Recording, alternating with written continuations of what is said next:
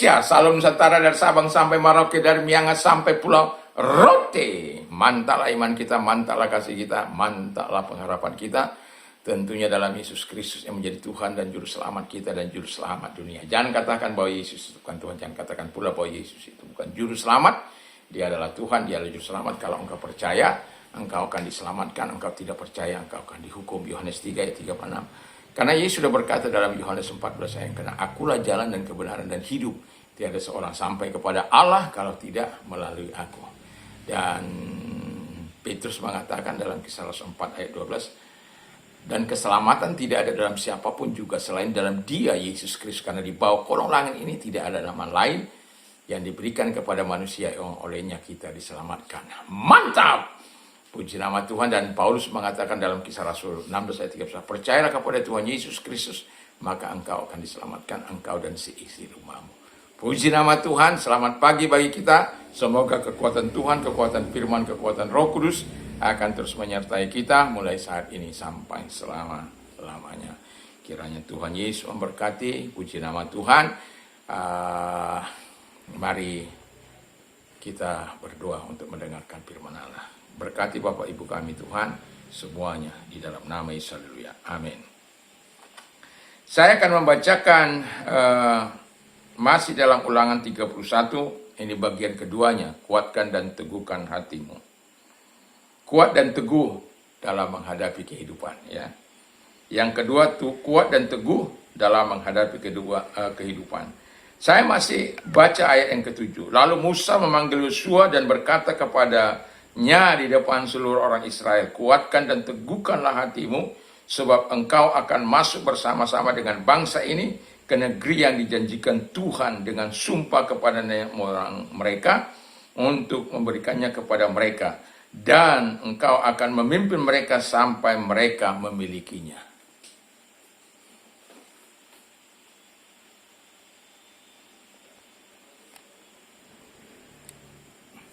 Puji nama Tuhan. Jadi kita mendapatkan firman Tuhan yang pertama berdiri, kuat dan teguh dalam menghadapi kehidupan. Masih poinnya sama, kita kuat dan teguh, ya.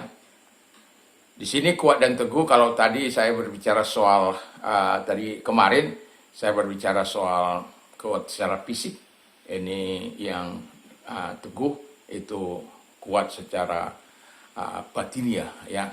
Dan sekarang saya berbicara soal kuat di sini adalah kuat kuat artinya siap bekerja, siap melakukan apapun, siap berkorban waktu, tenaga, pikiran, dan lain sebagainya. Yosua dituntut untuk dia bisa melakukan tugas dan tanggung jawabnya dengan baik. Dan itu bukanlah sesuatu yang mudah. Dan itulah sebabnya saya mau katakan dalam kehidupan sebagai orang yang percaya, kita tentu banyak kali menghadapi masalah dalam kehidupan kita ini, ya. Dan kita perlu tetap teguh kuat dalam kehidupan ini. Dan juga ya, kuat teguh berarti itu ya kita punya kemampuan yang luar biasa untuk melakukan segala hal yang baik. Jadi kalau dikatakan kuat dan teguh, itu batin kita untuk melaksanakan segala hal itu bukan lagi atas kekuatan kita. Yosua diminta bukan atas kekuatan dia, walaupun dia batinnya harus kuat untuk melihat kepada Allah. Orang yang teguh batinnya, orang yang kuat batinnya, bukan mengandalkan dirinya. Musa sedang tidak mengarahkan si Yosua untuk teguh dalam hatinya, untuk mengandalkan kekuatannya. Musa sedang mengarahkan, kalau saya selama 40 tahun menghadapi bangsa yang kebal-bebal, tebal nabal, dan gagal itu bukan karena saya, tapi karena Tuhan. Dan dia ingin Musa itu, Yosua itu melakukan hal yang sama seperti yang dilakukannya dalam menghadapi bangsa ini. Walaupun yang sampai itu kan dikatakan usia 20 tahun ke bawah, itu berarti generasi baru yang tertinggal, yang selamat, yang lainnya kan mati di padang gurun, berserakan sepanjang gurun itu selama 40 tahun. Dan itu sebabnya perlu kita tetap kuat teguh, fisik kita perlu kuat, iman kita untuk terus memandang kepada Allah. Yang kedua dikatakan bahwa engkau akan masuk bersama-sama dengan bangsa ini ke negeri yang dijanjikan Tuhan dengan sumpah kepada nenek moyang mereka. Jadi masuk ke negeri itu bukan karena keinginan Musa, bukan karena kehendak Musa, tapi Musa dipakai oleh Tuhan untuk menghantarkan Yosua menjadi pemimpin memasuki tanah yang sudah dijanjikan Allah itu kepada nenek moyang mereka. Musa itu ingin supaya Yosua bekerja menurut standar ilahi, menurut petunjuk Allah, menurut kompas arah yang sudah ditentukan Allah. Tidak boleh diambil alih dengan keserakahan, dengan kesewenang-wenangan, tidak boleh. Tapi dengan baik. Orang yang kuat dan teguh hati dalam menghadapi kehidupan ini, mereka bukanlah orang-orang yang lemah. Mereka bukanlah orang-orang yang malas. Mereka adalah petarung, pejuang. Saya bisa merasakan bagaimana hati seorang pejuang itu. Karena di usia saya 18 tahun, saya berangkat dari tanah kelahiran saya. Itu tidak memadai dengan uang. Dan sejak itu saya tidak pernah minta 1 rupiah pun uang kepada orang tua saya. Tidak pernah, 1 rupiah pun dia nggak pernah. Susah saya makan sendiri, ya, walaupun kadang-kala tinggal di rumah kakak saya, tapi kan gak seharusnya saya tinggal di situ. Kadang harus tidur di emperan rumah orang, harus kita jual koran, harus jual goreng parit, harus bikin rumah orang, bikin rumah sakit sebagai pekerjanya. Jadi petarung itu tidak melihat apa yang dikerjakannya, tapi dia akan bertarung demi menyambung hidupnya. Demikian yang saya lakukan di usia 18 tahun. Dan saya bersyukur karena apa? Selalu ada ide-ide dalam menghadapi kehidupan ini. Orang-orang dulu itu sejaman dengan saya itu tidak akan pernah kehabisan akal dalam memperjuangkan kehidupan ini. Selalu ada. Dan dia tidak malu. Saya tidak malu menjadi pengorek parit itu. Saya tidak malu loper koran itu. Saya tidak malu tukang parkir. Tidak malu apapun yang saya lakukan. Selama itu halal, saya akan lakukan. Tapi saya tidak mau melakukan hal-hal yang bertentangan dengan firman Allah. Walaupun demi kehidupan itu, saya harus melakukan itu dalam kehidupan ini. Ya, itu sebagai petarung. Dan itulah yang diharapkan oleh Musa kepada Yosua, menjadi petarung untuk mendapatkan apa yang harus dimasukinya, bukan hanya berlenggak-lenggok. Ya. Dan yang ketiga adalah bahwa tugas dan tanggung jawab yang terbesar yang diberikan oleh Musa adalah bahwa Musa harus bertanggung jawab, Yosua harus bertanggung jawab membagikan negeri itu kepada bangsa Israel, kepada 12 suku itu. Musa tidak sedang disuruh untuk menumpuk kekuasaannya. Musa tidak sedang disuruh untuk cari nama di situ. Musa tidak sedang disuruh berpikiran untuk kepentingannya sendiri. Tidak. Tapi dia harus berpikir bagaimana generasi yang dipimpinnya dapat tinggal nyaman, dapat tinggal baik. Dan kemudian dia akan meninggalkan delegasi yang baik. Nah, itu sangat luar biasa. Ya, semoga ini bagian kedua, teguh dan kuatkan hatimu dalam menghadapi kehidupan. Dan kita lihat bagaimana pada akhirnya Musa memang tidak sedang mencari hormat bagi dirinya, tapi dia sedang menjalankan amanat Tuhan, perintah Tuhan. Yang mau saya tekankan adalah ketika engkau mau kuat dan teguh dalam menghadapi kehidupan ini, bukan mengandalkan kekuatanmu, bukan mengandalkan kehebatanmu, bukan mengandalkan intelektualmu, walaupun itu kita memerlukan itu untuk melakukan kehidupan ini, di dalam kehidupan ini, tapi itu tidak boleh kita andalkan.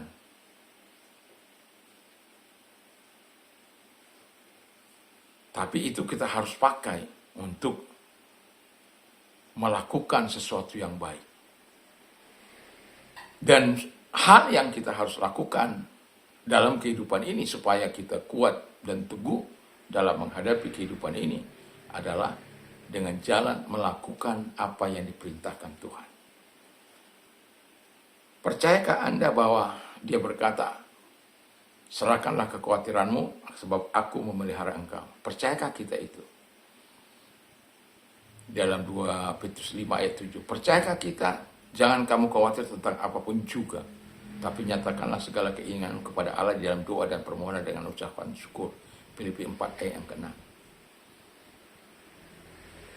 Percayakah kita Allahku akan mencukupi segala kebutuhan menurut kekayaan dan kemuliaan dalam Kristus Yesus?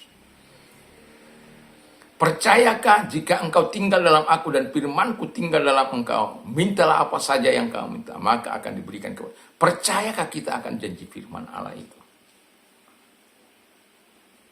Percayakah kita ketika Tuhan mengatakan, carilah dahulu kerajaan Allah dan kebenarannya, maka semuanya akan ditambahkan kepadamu? Percayakah kita, jangan kamu khawatir tentang hari besok, karena hari besok mempunyai kesusahannya sendiri. Kesusahan sehari cukuplah untuk sehari. Percayakah kita? Ya, semoga kita akan sebagai orang percaya harus percaya pada firman itu. Dan yang mau saya katakan adalah, miliki firman Allah itu dalam hatimu, dalam pikiranmu. Saya sedang saat ini ada hal yang menggerakkan saya dalam kehidupan ini. Yang pertama itu, saya sedang mendorong para rekan, para semua yang saya ada di persahabatan saya untuk berdoa sepakat itu.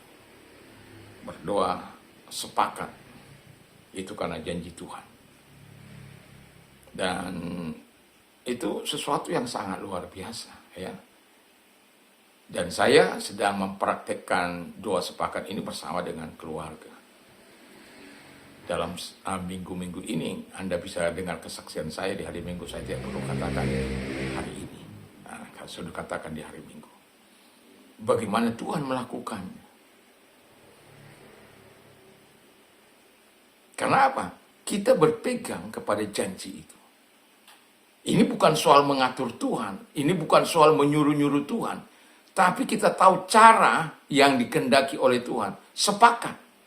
Sepakat kata firman Allah, apa yang kamu ikat akan terikat di bumi ini, akan terikat di surga. Apa yang kamu lepas di bumi ini akan terlepas di surga. 2-3 orang sepakat atas namaku, yang mereka 2-3 orang di bumi ini, di dunia ini sepakat meminta kepada dia tentang apapun juga, maka Bapa yang di surga itu akan menjawab. Matius 18, 19, 20 itu. Jadi di sini mau saya katakan doa sepakat. Dan yang kedua adalah saya sedang sering mengatakan, rilekslah engkau hatiku, rilekslah engkau pikiranku, rilekslah engkau saraf-sarafku, rilekslah engkau dalam menghadapi kehidupan ini. Kenapa? Ketika saya memperkatakan, saya sudah sering memperkatakan bahwa marilah kepadaku hai kamu yang letih lesu dan beban berat, aku akan memberikan kelegaan bagimu. Tapi yang menyentuh itu di ayat itu yang sering saya katakan di ayat 18 dari pasal 11 ya. Matius 11 ayat 18. Ayat 19 yang dikatakan, "Pikulah yang kupasang dan belajarlah kepadaku, sebab aku lemah lembut dan rendah hati. Jiwamu akan mendapatkan ketenangan." Wow. Nah, ketika jiwaku mendapat ketenangan, satu-satunya adalah di mana kita bisa rileks di dalam Dia. Dan saya sudah memperkatakan itu, rilekslah engkau di dalam Tuhan, sarap-sarap, supaya yang jangan tegang-tegang saja dalam hidup ini. Dan saya berkata bahwa ketika saya mulai memperkatakan ini, bukan sekali dua kali saya memperkatakannya. Saya kan sudah katakan 1000 ucapan terima kasih saya kepada Tuhan dan ya 10 pujian saya. Tapi kali ini saya katakan itu adalah kata rileks. Karena saya tahu ketika kita rileks, kita akan lebih berpikir lebih rasional. Kita akan bekerja lebih kuat dari sebelumnya. Kita akan punya semangat yang berganda. Bayangkan kalau orang tidak rileks menghadapi ujian, tegang, wah itu terganggu sudah itu ya. Bayangkan seorang atlet menjadi tegang, segala kemampuannya tidak akan bisa berbuat apa-apa. Bayangkan kalau engkau tegang dalam menghadapi hidup ini, kau bisa stres, kau bisa terganggu. Tapi kalau engkau rileks dalam Tuhan, engkau akan merasakan nikmat dan anugerah yang begitu luar biasa. Dan yang perlu kita bisa tanamkan sebagai ilustrasi saya terakhir adalah di mana seorang petani sawit ya yang sudah tua karena dia ingin membuat sesuatu yang bermanfaat, kalaupun dia tidak ada, tapi bagi generasinya itu. Sama kan seperti Yosua, dia dipesankan untuk memimpin bangsa itu dan membagikan negeri itu supaya apa? Supaya ada pendelegasian selanjutnya. Nah, petani sawit ini dia tetap mengerjakannya dengan baik. Sawit itu kan berhasil ya walaupun 5-6 tahun bisa, tapi panen-panen raya, panen-panen besarnya itu kan 20 tahun ke atas. 20 tahun ke atas, itu baru hebat itu panen-panennya. Nah, jadi karena saya dulu tinggal di perkebunan kelapa sawit, ya kita pernah di lingkungan kelapa sawit, yang tiap hari kita lihat kelapa sawit, ya gitu ya. Udah tinggal pun di kampung masih juga tetap harus melihat kelapa sawit. Jadi kita tahu kapan kita mau makan buah mentahnya itu, ya berapa tahun kita bisa makan buah kelapa sawit yang mentahnya itu, yang masih muda-muda itu, wah itu enak itu. Ya, tapi itu dulu. Kalau sekarang ternyata kan itu merusak. Tapi itu dulu kita lakukan di masa kebodohan kita. Nah, jadi petani ini terus melakukannya dan dia berpikir begini, walaupun saya nanti tidak bisa menikmati hasilnya, tapi setidak-tidaknya generasiku, keturunan dari mereka akan terus bisa menikmatinya. Demikian dalam kehidupan ini. Kita hanya bisa menyampaikan sesuatu kepada generasi kita akan menyampaikan selanjutnya kepada generasi mereka. Yang artinya mau saya katakan, kita harus mempengaruhi hidup mereka dengan cara kita hidup berkenan di hadapan Tuhan. Pemimpin itu harus berkenan terlebih dahulu di hadapan Allah dan melakukan apa yang diperintahkan Tuhan dalam hidupnya. Dia akan bisa menjadi berkat. Walaupun engkau belum melihat sesuatu akibat dari teladan yang kau lakukan, anak-anakmu belum menuruti engkau, belum hidup sesuai dengan apa yang kau harapkan, teruslah melakukan yang baik. Dan katakan kepada mereka bahwa generasi orang benar itu tidak akan pernah meminta-minta. Katakan kepada mereka, saya melakukan ini karena saya ingin melihat generasi saya ke depan. Generasi yang takut akan Tuhan, generasi yang diberkati oleh Tuhan, generasi yang melakukan apa yang saya lakukan hari ini, mereka bisa lakukan di masa yang akan datang. Dan mereka akan menunjukkan kepada generasi mereka bagaimana cara hidup dari kakeknya, neneknya. Dan saya bersyukur dengan adanya ini, ya kita bisa paling tidak anak cucu kita, walaupun belum punya cucu, belum punya bagaimana punya cucu, anak aja belum nikah. Tapi setidak-tidaknya saya telah mendepositnya terlebih dahulu bahwa mereka bisa melihat opungnya dengan gayanya. Tapi ya, Tuhan berkati dan semoga kita terus punya semangat dalam menghadapi kehidupan ini. Tuhan Yesus memberkati. Jadilah orang-orang yang kuat dan teguh dalam menghadapi kehidupan. Mantap, mantap, mantap. Mari kita berdoa. Terima kasih Bapa di surga, kiranya Tuhan menolong kami dan melakukan yang terbaik dalam kehidupan kami. Dan terima kasih bagi mereka semuanya, Bapak Ibu kami, keluarga kami, saudara-saudara kami, Tuhan memberkati. Dan juga kami berdoa kalau ada yang sakit, arahkan tangan kepada yang Tuhan. Dalam nama Yesus, segala sakit penyakit yang mereka keluar dan oleh beliau Yesus engkau sembuh, oleh kuasanya engkau sembuh. Dan kami juga berdoa Tuhan agar engkau menyatakan pertolongan dan kuasa-Mu kepada mereka. Dan biar ketika mereka mengalami beban berat, kesesakan, biarlah mereka berkata, rilekslah engkau jiwaku. Karena di dalam Tuhan ada ketenangan. Di dalam Tuhan ada pertolongan. Di dalam Tuhan ada segala yang baik, sumber kehidupan. Rilekslah engkau untuk menerima sesuatu yang baik dari Tuhan. Rilekslah engkau jiwaku, sehingga mereka bisa berkata demikian dalam saat-saat mereka mungkin tegang dan lain sebagainya. Dan terima kasih, kami bersyukur dalam nama Yesus, haleluya. Amin. Kiranya Tuhan Yesus memberkati kita. Dan mantap, mantap, mantap.